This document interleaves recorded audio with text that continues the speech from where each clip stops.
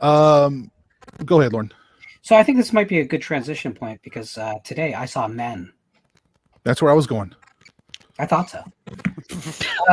I don't want to talk about the movie at all. I want to talk about kind of like the reaction to the movie more than anything, because the movie is what it is. And I'm going to tell you that it's going to be an extremely divisive film. Clearly already is in the community. I've read some reviews that were just about the most nasty things you can imagine. This is a dumb movie. This is a stupid movie. It's slow. It's confusing.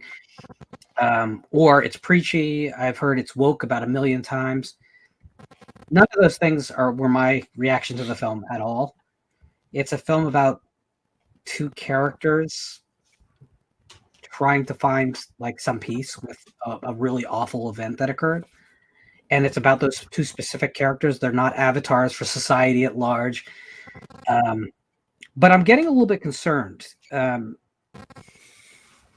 We have to be careful because I think some great films are getting labeled in the simplest ways possible so they can be dismissed.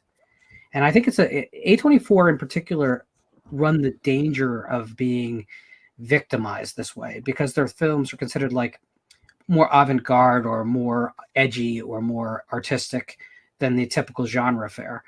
And I think there's definitely an audience that this is not for, although I wish they would give it a chance because I don't think any movie is just for one type of person. But there are people who are not going to have a good time, and I don't want to downplay it. If you go to a movie to feel good or to escape or just to have fun, this is not Child's Play 3, right?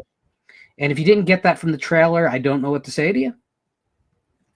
But if you want a film that's much like a Lynch film that you have to decode, it's a horror mystery in the form of a narrative. It's a really compelling work.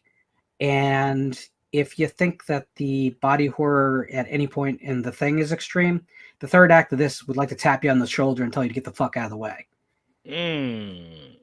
Because it goes places that I was shocked an R-rated film could go. And I think it's worth a lot of attention. Is it the best A24 film? No. Does it approach Hereditary or The Witch? No. Is it better than something like Lamb or, to me, Midsummer? Yeah. Yeah, I think it's better than that. At the very least, it makes for a great conversation. I spent about a half hour talking to Dan in messages today about the movie. And, you just don't get that from a lot of cinema, period. So I would throw my hat in the ring of saying it's worth your time.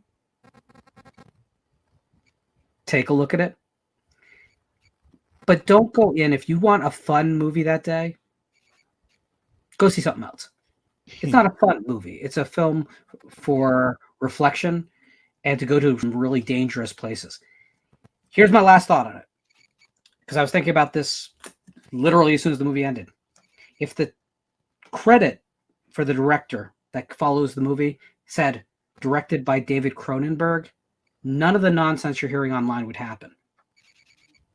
And to be honest with you, there's not so much stylistically any correlation between this film, between Garland and Cronenberg, but as far as the body horror, the psychological tenor of the film, they have a lot in common with Cronenberg's body work and this. And I just wonder, is that A24 label becoming a negative for certain people? Is it becoming a target on the back of some films? Because they're going to look at it as, oh, that's the arty side. That's the elevated side of horror. So I'm going to stay away or I'm going to mock it. Do want to just stress, it's not a woke film. It's about two characters. It's not about society. Oh, that's interesting. It has been getting, I was on Letterboxd doing something the other day, and I happened across Men, the reviews. And it was literally one-star review after another. I couldn't find anything above a 2. Right. I give it a solid A-. Just